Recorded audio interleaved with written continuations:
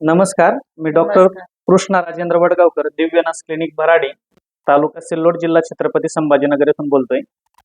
आमच्याकडे साधारणतः 15 दिवसांपूर्वी म्हणजे आजची ही तिसरी ट्रीटमेंट ज्यांची आहे अशा वंदनाबाई माळी, राहणार पाळदी, तालुका जामनेर, जिल्हा जळगाव येथून उपचारासाठी आल्या होत्या. त्यांना नसांचा जॉईंटचा त्रास होता आणि आम्ही त्यांना त्यांच्यावरती सुजोक ॲक्युप्रेशर, ॲक्युपंक्चर आणि आयुर्वेदिक चिकित्सा केल्यानंतर त्यांना झालेला आराम आणि त्यातून घेतलेली ही मुलाखत. नमस्कार आई, नमस्कार. नाव काय तुमचं? वंदनाबाई आडनाव? माळी बरं, गाव कोणतं आहे तुमचं? पाळी. बरं, काय काय त्रास होतो तुम्हाला? दोघे गुडघे दुखायचे. बरं, कधीपासून? 1 वर्षापासून. बरं, याच्या आधी काही ट्रीटमेंट वगैरे घेतले होते का? नाही. बरं, मग ह्या गुडघे दुखण्यापासून तुम्हाला काय काय त्रास व्हायचा याच्या आधी? गुडघे दुखायचे, चालेल त्रास व्हायचा. बरं, मांडी वगैरे घालता वगैरे यायचे का? हा, थोडी तकलीफ व्हायची. बरं, चालताना फिरता पूर्णपणे त्रास व्हायचा. या ठिकाणी किती वेळेस तुम्ही उपचार घेतले होते? आता हे तिसऱ्यांदा आपण उपचार घेतले. बरं, मग आता कसं वाटतंय बरं तुम्हाला? चांगलं वाटतंय.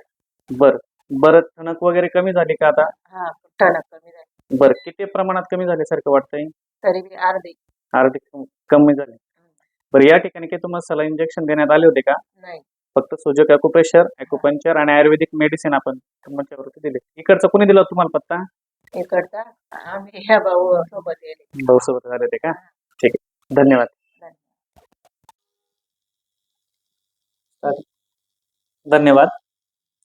यासारखे असंख्य पेशंट आमच्याकडे येत असतात की ज्यांना गुडघ्याचा गॅप, कमरेची नस दबणे यासारखे जे पेशंट असतील त्यांनी आमच्याशी नक्की संपर्क साधावा. आमचा संपर्क क्रमांक तुम्हाला स्क्रीनवरती निश्चित मिळेलच किंवा आमच्या फेसबुकला डॉक्टर कृष्णा वडगावकर ऑफिशियल किंवा दिव्यनस क्लिनिक